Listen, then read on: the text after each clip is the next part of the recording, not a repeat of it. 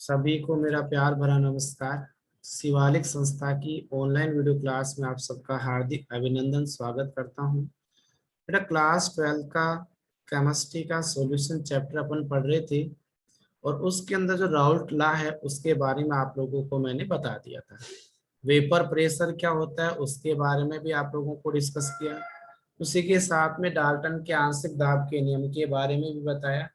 उसी से रिलेटेड आप लोगों को एक क्वेश्चन प्रैक्टिस मैंने पहले करा दी थी। अब जो नेक्स्ट क्वेश्चन आता है एनसीईआरटी बुक के अकॉर्डिंग वो क्या है वो सुनिए। तो गुड़िया आप बताओ बेटा, सबसे पहले क्वेश्चन को रीड करो, क्या लिख रहा है ये? हेप्टेन तथा ओक्टेन एक आदर्श विलयन बनाते हैं। ठीक है, अच्छा आगे बढ़ो। 373 केल्विन ताप पर दोनों द्रव रुको बेटा, रुको ना। घटकों रुको रुको रुको रुको, है ना। तो सबसे पहले हमें एक ज्ञान मिला कि हेप्टेन और ओक्टेन इन दोनों को मिलाया जाता है तो आपके पास में कैसे विलयन का उदाहरण बनता है आदर्श का? कैसा बनता है? तो 1% तो यहाँ से, आदर्श विलयन 1% तो यहाँ से तैयार हो गया कि आदर्श विलयन का उदाहरण दीजिए। कौन से विलयन का बेटा? तो आदर्श विलयन बनते हैं। हाँ, तो आदर्श विलयन का उदाहरण क्या हो गया आपका? हेप्टेन और ओक्टेन। हेप्टेन और ओक्टेन अच्छा, उसके बाद क्या बोला है, कितने ताप पर?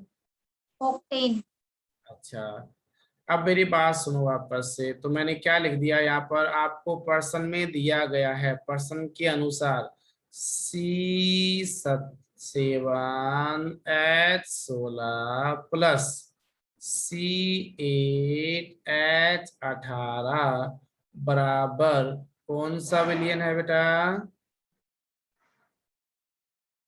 आदर्श विलयन। आदर्श विलयन। तो पर्सन में दिया गया उसको लिख लेते हैं हमेशा। उसके बाद बताओ क्या टेम्परेचर दे दिया? 373 केल्विन 373 केल्विन ताप पर। दोनों द्रव घटकों के क्या दे दिए? वाष्प दाब अच्छा, इसका मतलब शुद्ध अवस्था में पी नोट कौन सा दे दिया? C7H16, right. Yes sir. और ये कितना है बेटा? 105 दो केल्विन पी किलो पास्कल हो गया। अच्छा, उसी के साथ में और शुद्ध अवस्था का वास्तव किसका दे दिया? सी, ओक्टेन हाँ, ओक्टेन कितना दे दिया? 46.8 केल्विन पास्कल। Kilo pascal. अब सुनो, यहाँ तक ये बताओ पर्सन रीड कर लिया? Yes sir. आगे क्या बोल रहा है, कितने ग्राम? 26 ग्राम। मैं ऐसे लिख दूं? और क्या दे दिया आपको? C7H16 का किस में बाहर दे दिया बेटा? ग्रामों में बार। ग्रामों में बाहर। वो कितने ग्राम दे दिया आपको? 26 ग्राम। अच्छा, और क्या दे दिया? 35 ग्राम किसका बाहर है ये? ओक्टेन का। किस में दे दिया? ग्रामों में। अच्छा, ये हो गया। मैं जैसे जैसे क्वेश्चन बोल रहा हूँ मैं लिखता जा रहा हूँ। वैसे क्या पूछा गया है? मिश्रण का वाष्प दाब। अच्छा, मिश्रण किस किस को मिलाकर बनाया गया है? हेप्टेन और ओक्टेन। अच्छा, तो मैं ये कह दूं कि आपको पी कुल दाब पूछा, एक ही बात ही अलग है। Yes sir. ये आपको क्या करना है? याद करना है। याद करना है। तो कुल दाब कैसे निकलता है? इन दोनों घटकों के आंशिक आंशिक दाब के योग योग के बराबर योग होता है। अच्छा, अब अपने पास में सबसे पहले ये मालूम होना चाहिए कि कुल दाब जो है वो किस फॉर्मूले के अकॉर्डिंग आप लोग निकाल पाओगे। यही बात है, अलग बात है? Yes sir. अच्छा, तो बताओ कुल दाब जो निकालोगे वो क्या लगाओगे फॉर्मूला? हेप्टेन और ओक्टेन को जोड़ दिया जाता है। अच्छा, हेप्टेन और ऑक्टेन को जोड़ दिया जाता है, लेकिन हेप्टेन और ऑक्टेन है, उसके किस को जोड़ेंगे? आंशिक दाब। आंशिक दाब को। तो मैं यहाँ पर ऐसे लिख दूं कि आपको क्या फाइंड आउट करना है बेटा? पी कुल। पी कुल में आपने बताया किस किस के आंशिक दाब को जोड़ दिया जाएगा? हेप्टेन और ओक्टेन। ये हेप्टेन लिख दिया, उसका आंशिक दाब। और ये किसका आंशिक दाब? ओक्टेन का। अच्छा, ये होगा डाल्टन के आंशिक दाब के नियम के तहत हो जाएगा। Yes sir. अच्छा, अब बात आती है बेटा अपने पास में जो राउल्ट का नियम है, उस राउल्ट के नियम के अनुसार ये बताओ कि इस हेप्टेन का जो आंशिक दाब है वो किसके डायरेक्टली प्रोपोर्शनल है? मोल भिन्न के। हेप्टेन के मोल भिन्न के। लो भैया, हेप्टेन की मोल भिन्न के कर दिए, यहाँ तक कोई दिक्कत आई क्या? No sir. अच्छा, और बेटा ये बताओ आपका ऑक्टेन का आंशिक दाब है वो किसके डायरेक्टली प्रोपोर्शनल है? काई C8H18। H18 के हो गया। इसमें डायरेक्टली प्रोपोर्शनल को हटाते हैं तो क्या कांस्टेंट काम मिलूंगा? पी हम्म, पी नोट। C7H। अच्छा, और ये होगा Chi C7H16 हो गया। Yes sir. इस साइड में क्या लिखूंगा? पी इजिकल टू बोलो। P note P note. C8H18। अच्छा, और काई? काई C8H18। यहाँ तक कोई दिक्कत है क्या? No sir. अच्छा, अब बेटा देखो, आप लोगों को क्वेश्चन के अकॉर्डिंग ये दोनों की दोनों वैल्यू दे रखी कि नहीं दे रखी? Yes sir. अच्छा, लेकिन क्या यहाँ पर क्या दे रखा है आपको? ग्रामों में भार। अच्छा, क्या आपको मोल बिन दे रखी है क्या? नहीं सर। तो निकाले मोल बिन। Yes sir. चलो, तो हम निकाल रहे हैं बेटा सबसे पहले काई, और काई के बाद में देखो ये समीकरण एक मान ली, ये समीकरण दो मान ली, है ना? अच्छा, अब अगर आप ये कहो यस सर। इसको फॉर्मूला और आगे क्रिएट करो या इसका मान रखकर इसमें बढ़ा के रखते रहेंगे धीरे धीरे? चलो मैं धीरे धीरे रखता रहूंगा। तो पहले निकालो मान। काई हेप्टेन का मोल भी निकाले हेप्टेन की। Yes sir. तो बेटा हेप्टेन की मोल बिन का मतलब ऊपर किसके मोल आएंगे? विलय के मोल। हेप्टेन के मोल। लाओ, तो ऐसे लिख दो तो हिंदी में कहाँ दिक्कत है? हेप्टेन के मोल। मोल, बस। और बटे में किस किस के मोल आएंगे? हेप्टेन और ओक्टेन के मोल। तो ऐसे लिख दूं C7H16 प्लस में C8H18, राइट? Yes sir. इन दोनों के मोलों के योग के बराबर निकल जाएगी मोल बिन। Yes sir. अच्छा, अब बेटा ऐसे ही आप लोगों को एक काम करना, ऑक्टेन की मोल बिन निकालनी है। तो बताओ ऑक्टेन की मोल बिन के लिए क्या सूत्र लिख दूं? ओक्टेन के मोल अपॉन में विलियन के मोल। लाओ भैया, ऑक्टेन के मोल, है ना? और अपोन में? C7H16 प्लस C8H18 के मोल। अच्छा, अब बताओ आपको क्या क्वेश्चन में मोल दे रखे हैं या ग्रामों में भार दे रखा है? ग्रामों में भार। इसका मतलब मोल भी आप लोगों को निकालना पड़ेगा कि नहीं निकालना पड़ेगा? Yes sir. अच्छा, मोल कैसे निकालते हैं? विलय का ग्रामों में भार अपॉन में उसका अनुभार। अच्छा, अब बताओ आपको किस किस के मोल निकालने हैं बेटा? एक तो हेप्टेन के और, C7H16। और किसका निकालना है? ऑक्टेन का ना? मौसम, मोनिका।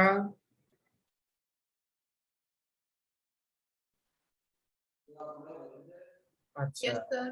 बेटा ये बताओ अब अपन क्या निकालें?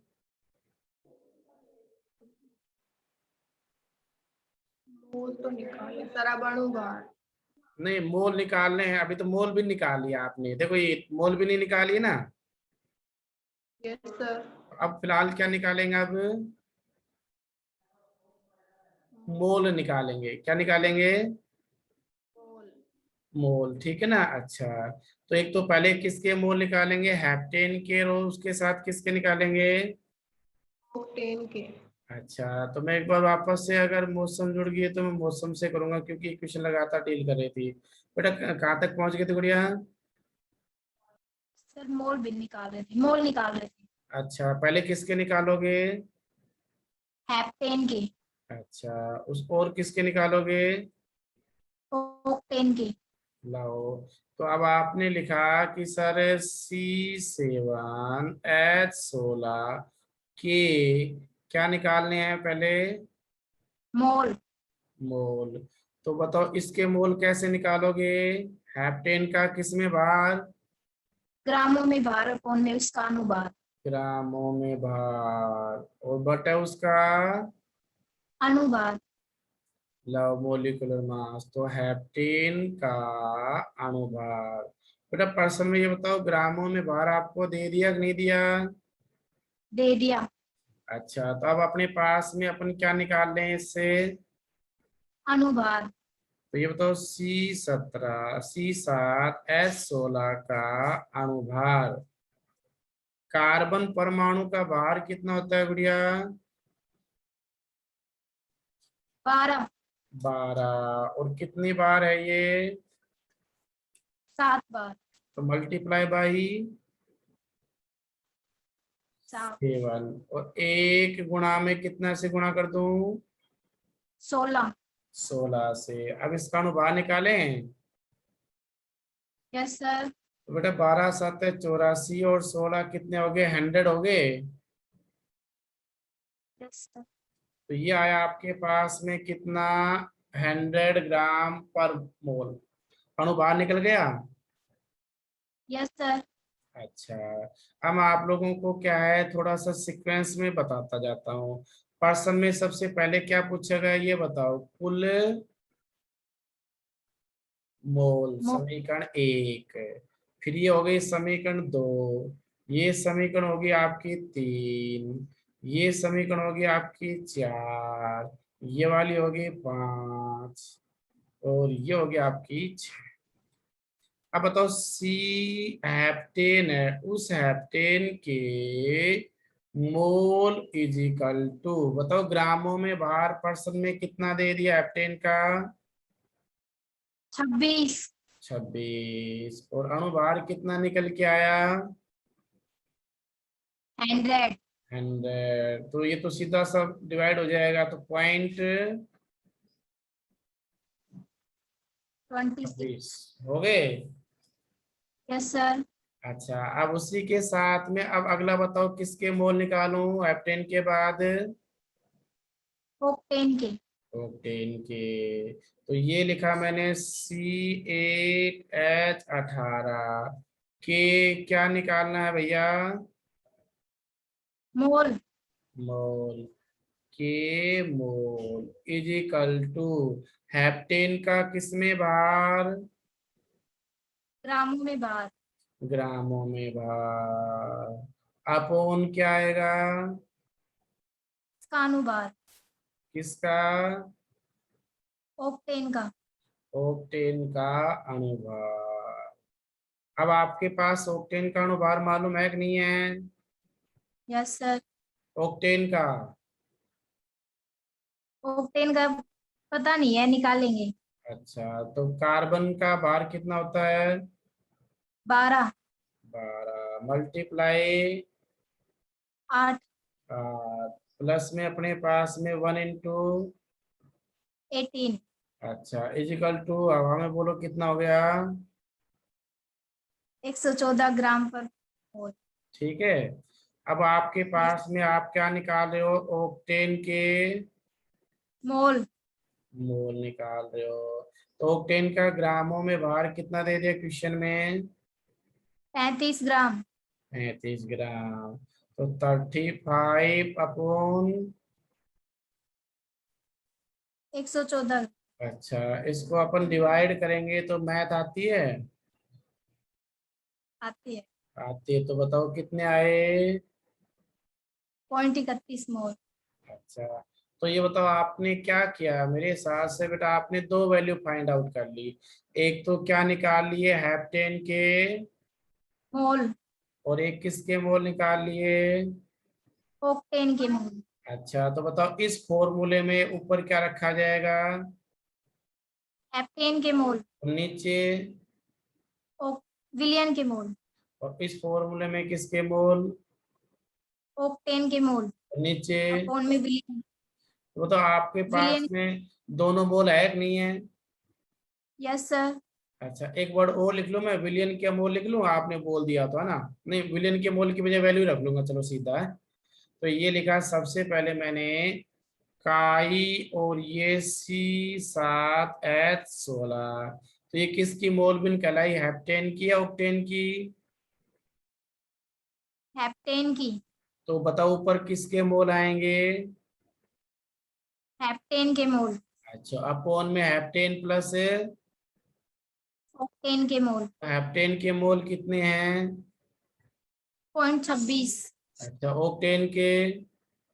0.31। तो मैं ऊपर क्या लिखूं, पॉइंट?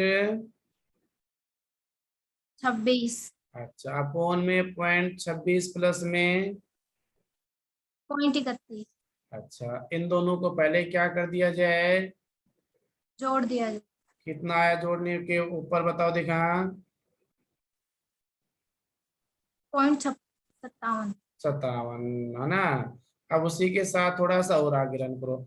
इसका इसमें डिवाइड करेंगे तो बेटा मेरी मैथ थोड़ी सी स्ट्रॉन्ग है ना। तो ये आ जाएगा 0.46। कितनी मोल बिनाई? 0.46 कितनी आई? 0.46। अच्छा, अब आपके पास में किसकी मोल भी निकालनी है दूसरी? ओक्टेन की मोल भी। तो ऑक्टेन की मोल बिन का मतलब ऊपर किसके मोल आएंगे? ओक्टेन के मोल। और बटे पूरे? विलियन के मोल। अच्छा, वही 0.31 अपॉन में कितना? 57। अच्छा, इसको आप सीधा 100 में से भी घटा सकते हो 0.46 को, तो कैलकुलेशन करने की जरूरत भी नहीं है। कितना आया? 0.54। 0.54 कर लोगे? हो जाएगा? अच्छा, अब मैं थोड़ा सा और आगे चलता हूँ। अब बताओ आप लोगों ने बेटा क्या निकाली, मोल भी निकाली दोनों की? Yes sir. तो ये बताओ इस समीकरण में जो आपको यहाँ दिखाई दे रहा है, समीकरण नंबर 2, इस समीकरण 2 में हेप्टेन की मोल बिन मालूम है कि नहीं है? है। अच्छा, और इसका शुद्ध अवस्था में क्वास दाब मालूम है या नहीं है? Yes sir. तो दोनों को मल्टीप्लाई करेंगे तो आंशिक दाब मिलेगा कि नहीं मिलेगा? Yes sir. लो, तो हम निकाल रहे हैं हेप्टेन का कौन सा दाब बेटा? आंशिक दाब। शुद्ध। तो हेप्टेन का आंशिक दाब क्या होता है भैया? शुद्ध अवस्था के वाष्प दाब का मान तो कितना दे रखा है, 105.2, 2। मल्टीप्लाई में इसकी मोल बिन कितनी हेप्टेन की? 0.46। कुछ है तो नहीं बा, और इसको मल्टीप्लाई करेंगे बेटा 48.39 किलो पास्कल। ये तो निकल गया आपका हेप्टेन का कौन सा दाब? आंशिक आंशिक दाब। दाब। अच्छा, अब इसी हेप्टेन के आंशिक दाब के बाद में किसका आंशिक दाब निकाल रहा हूँ? ओक्टेन का। तो ऑक्टेन की वैल्यू कितनी दे दी? 46.8 केल्विन पास्कल। अच्छा, 46.8 को किससे मल्टीप्लाई करूंगा? 0.54 से। 0.54 से, तो ये आपके पास वैल्यू है वो आया कितना? 25.27 किलो पास्कल आ गया। Yes sir. अब बताओ लेकिन आपको क्वेश्चन में बेटा क्या पूछा गया, कुल दाब पूछा गया या आंशिक पूछे गए हैं? कुल। अच्छा, तो आपको निकालना है पी कुल निकालना है, यही बात है ना? Yes sir. तो पी कुल का मतलब दोनों के आंशिक दाब के योग के बराबर। तो 48.39 प्लस में 25.27, राइट। Yes sir. इन दोनों को बेटा ऐड करेंगे तो 73.66 आएगा, राइट। Yes sir. तो ये आपका फाइनल क्या कहलाया। आंसर। इस प्रकार से आप लोग कर लोगे क्या। Yes sir. तो ये बेटा जो क्वेश्चन बोलता है उस हिसाब से अपन चलते गए, जो पूछ रहे हैं वो वैल्यू निकाल ली, कर लोगे ना आराम से। अब जो बेटा नेक्स्ट जो टॉपिक आ रहा है उसको समझने की कोशिश और करते हैं। तो गुड़िया मान लिया जाए कि मेरे पास में एक घटक ए है, कौन सा है बेटा। एक घटक ए घटक है, और दूसरा कौन सा है। बी घटक बी घटक। ए वाला जो घटक है वो कैसा है, वाष्पशील और बी वाला घटक कैसा है बेटा।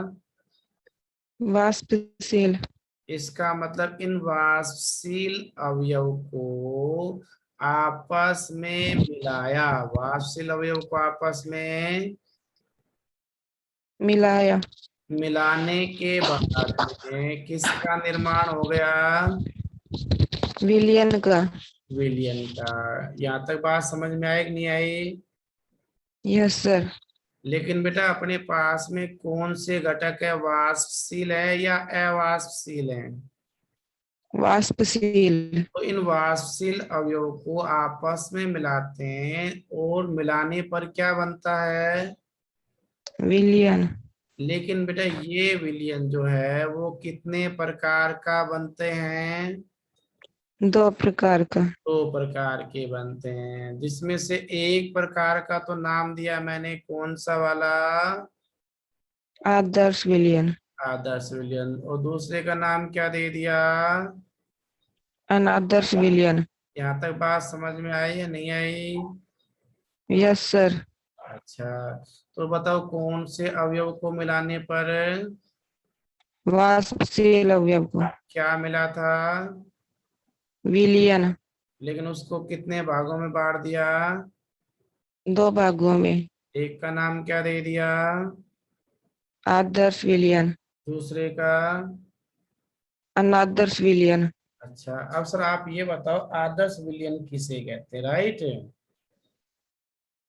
कौन से विलयन यस बेटा। सर।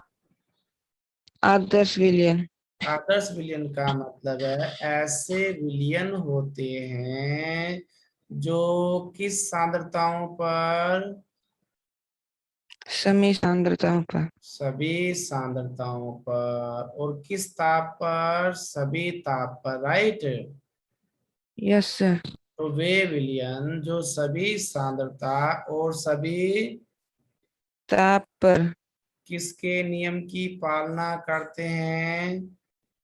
राउल्ट के नियम की तो राउल्ट के नियम की बेटा क्या करते हैं। पालना। तो ये विलयन कैसे कहलाएंगे। आदर्श विलयन अच्छा, और अगर मैं ये कहना चाहूं कि ऐसे विलयन जो सभी सांद्रताओं का सांद्रताओं और सभी सांद्रताओं के साथ साथ अपने पास किस पर, ताप पर किसके नियम है। राउल्ट के नियम राउल्ट के नियम की पालना करते हैं या नहीं करते। नहीं करते। नहीं करते तो कैसे कहलाएंगे। अनादर्श विलयन। यहाँ तक बात समझ में आई या नहीं आई। Yes sir. अब लेकिन बेटा अनादर्श विलयनों को पुनः दो पार्ट्स में डिवाइड किया जाता है। अनादर्श विलयन को कितने भागों में बांट दिया। दो भागों में।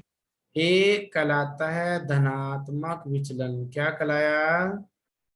धनात्मक विचलन। अच्छा, और एक क्या कहलाता है।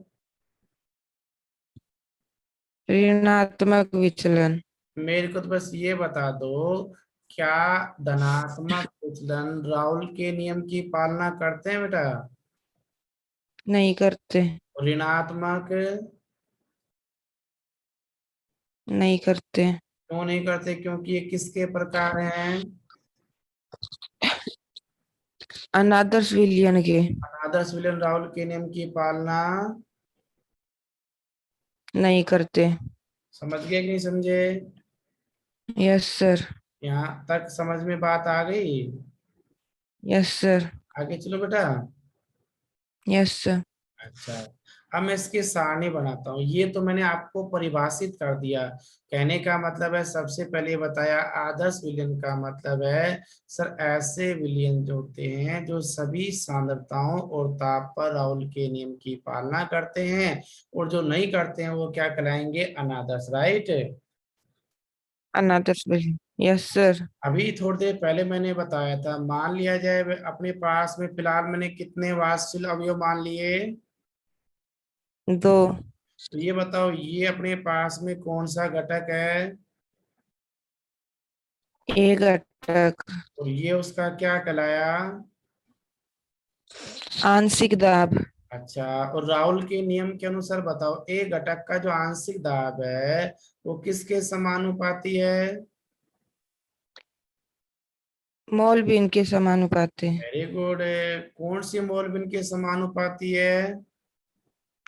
काई ए के। आई ए के। तो बेटा P A is equal to P naught A chi A. Right. Yes sir. बेटा ये आपने किस नियम के अनुसार लिख दिया? राउल्ट नियम के अनुसार। तो बताओ, इसका मतलब इस नियम की पालना अगर करते हैं तो ये कौन से विलयन कहलाएंगे?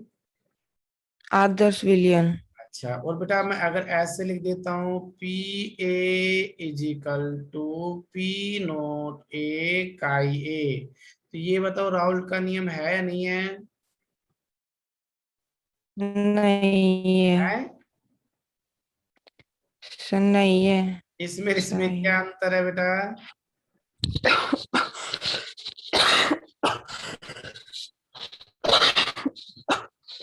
राहुल का नियम है या नहीं है कुछ ये? भी नहीं। तो फिर नहीं क्यों है। बोल रहे हो? है कि नहीं है?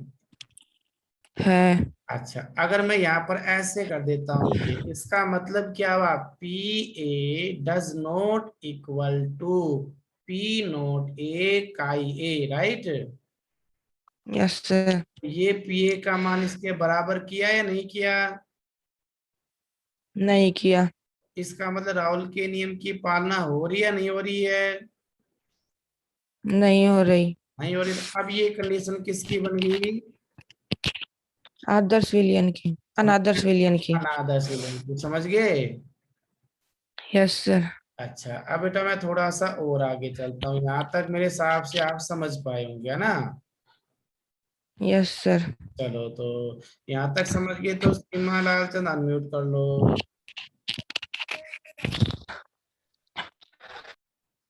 अच्छा बेटा, ये बताओ, अपने पास में वाष्पशील अवयव को मिलाने पर जो विलयन बना है, उस विलयनों को कितने भागों में बांटा? 2। कौन कौन से बेटा? आदर्श और अनादर्श। अनादर्श को वापस से कितने भागों में बांटा? 2।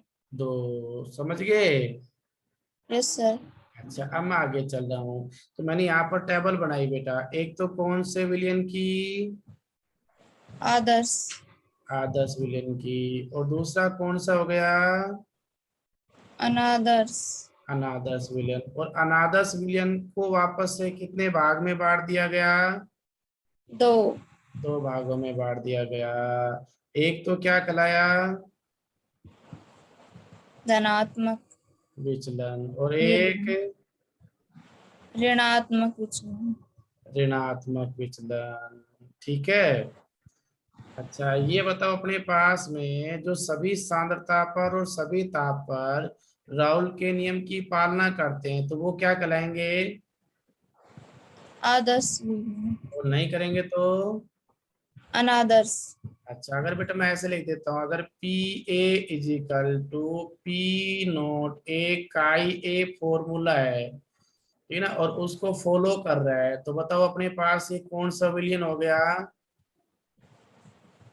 आदर्श विलयन। तो बेटा यहाँ पर क्या लिख दूंगा ये बताओ? P A is equal to P naught A chi A, P B is equal to P naught B chi B.